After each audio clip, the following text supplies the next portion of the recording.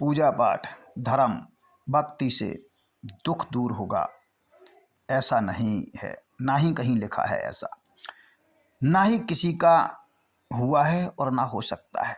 बस इतनी सी बात है कि दुख दूर नहीं हो सकता, दुख का प्रभाव खत्म हो जाता है।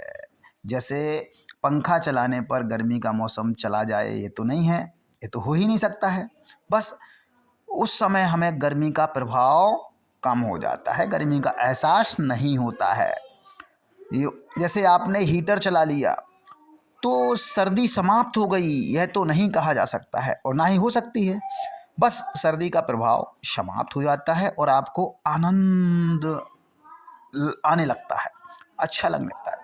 यही हमारे पूजा पाठ और धर्म का कारण है। हम जब पूजा पाठ में विलय हो जाते हैं, लीन हो जाते हैं, तो हमें आनंद का अनुभव होने लगता है, सुख का अनुभव होने लगता है। हमारे दुख चले गए ऐसा नहीं है, जो हमारे पूर्व प्रारब्ध में लिखा है वो तो हमें भोगना ही पड़ेगा।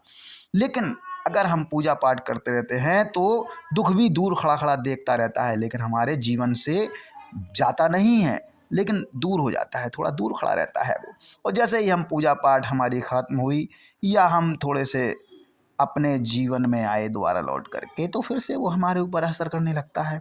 बस यही है।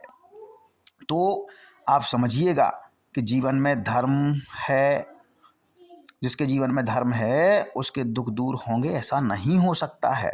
जो लिखा है वो तो आएगा ही आएगा। बड़ों बड़ों को आए हैं, हाँ, धर्म पूजा पाठ से कम हो जाते हैं दुख हमारे। ठीक है।